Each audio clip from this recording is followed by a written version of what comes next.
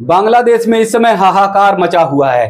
पूरे बांग्लादेश में छात्र ऐसे अराजक हो गए कि प्रधानमंत्री के कार्यालय, दफ्तर, आवास सब जगह घुस गए हैं और वहां पर अराजकता कर रहे हैं। बांग्लादेश की स्थिति ऐसी उत्पन्न हो गई कि प्रधानमंत्री शेख हसीना को भी अपना देश छोड़कर भागना पड़ा।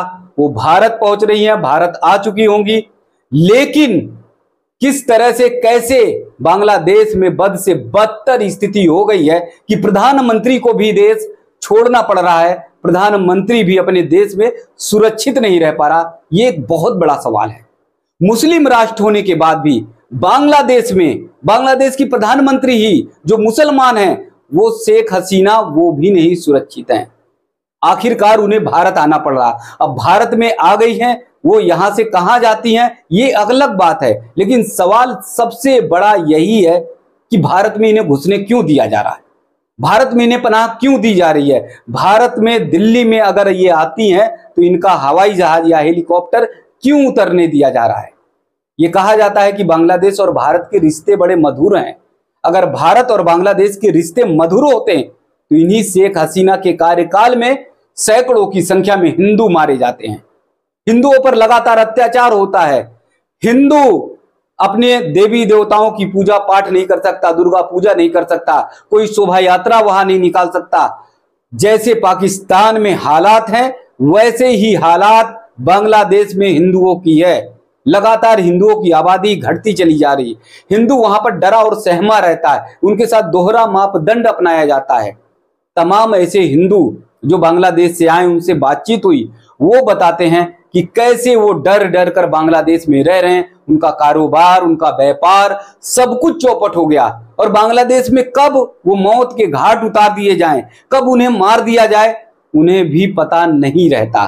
तो ऐसे हालात में कैसे ये कहा जा सकता है कि भारत और बांग्लादेश के रिश्ते बहुत अच्छे हैं। बांग्लादेश की प्रधानमंत्री शेख हसीना को किसी भी तरह से देश में घुसने नहीं देना चाहिए।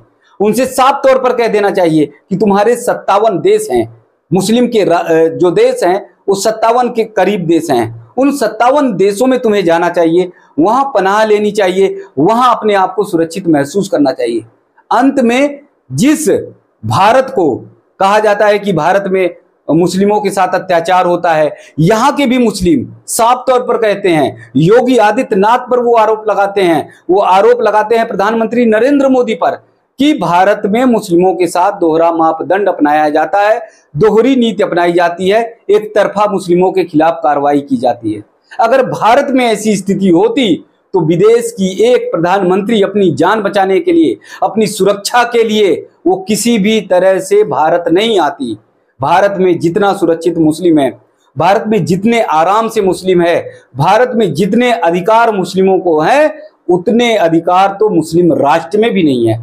लेकिन इसके बावजूद यहाँ का मुस्लिम समझ नहीं रहा है। जब उसे स्वतंत्र पूरा देश मिल जाता है, जैसे बांग्लादेश मिला, पाकिस्तान मिला, अफगानिस्तान मिला, तब वो अपने देश की हालत क्या करता है, तब वो अपने देश की स्थिति को क्या करता है। आज पाकिस्तान की स्थिति कैसी है, आप सब समझ सकते हैं कि पाकिस्तान एकदम बर्बादी के कगार पर है।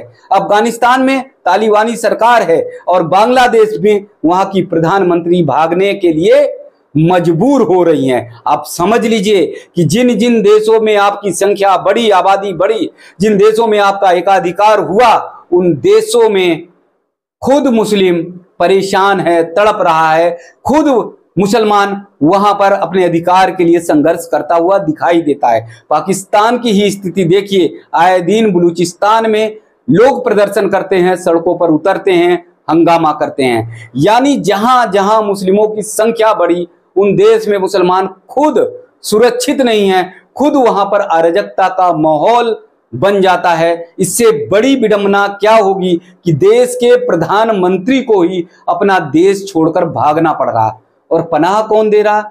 वो भारत दे रहा है।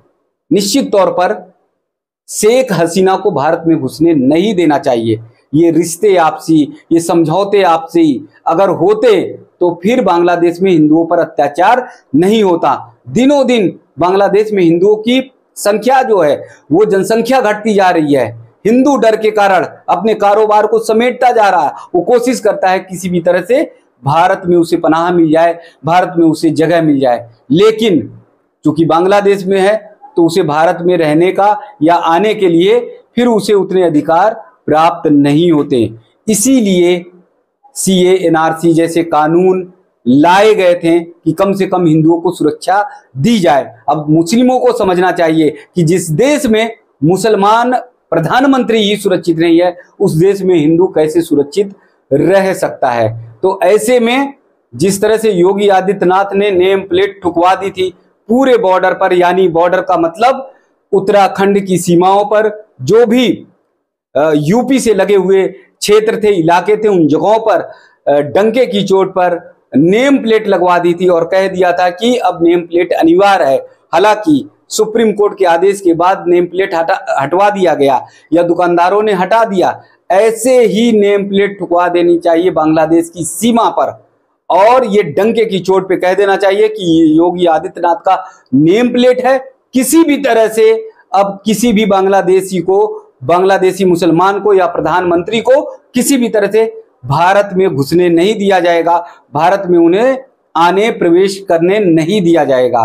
तो शेख हसीना पहुंच चुकी हैं भारत और इंतजार करना है कि अब कहां जाती हैं, किस जगह पर जाती हैं। क्योंकि भारत धर्मनिरपेक्ष सहिष्णु देश है, इसलिए भारत में ऐसे परिस्थिति में भारत की आदत है कि सहयोग और साथ देता है। अगर यही मुस्लिम देश होता तो चारों तरफ से संगीनों के साए में शेख हसीना होती, उनकी जिंदगी, उनका जीवन बच पाता कि नहीं बच पाता, ये भी कहना बहुत बड़ी बात होगी। तो बांग्लादेश में इस समय पूरी तरह से हाहाकार मचा हुआ है। वहां पर हिंदुओं की क्या स्थिति हो रही होगी, ये भी एक चिंता का बहुत बड़ा विषय है।